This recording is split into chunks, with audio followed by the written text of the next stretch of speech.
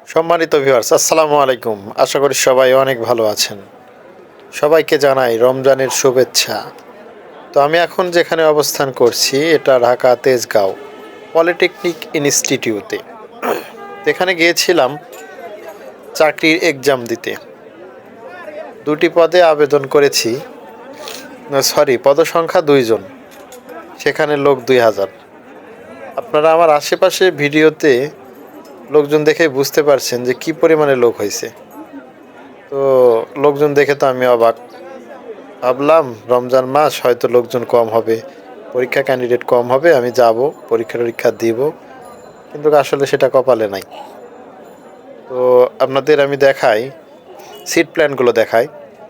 মানে এখানে অনেকগুলো পদেই ছিল, আমি টেকনিক্যাল পদে করেছিলাম।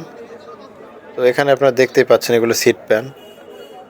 কি পরিমাণে লোকজন পরীক্ষা দিয়েছে সেটা আপনি সিট প্ল্যানগুলো দেখলে বুঝতে পারছেন।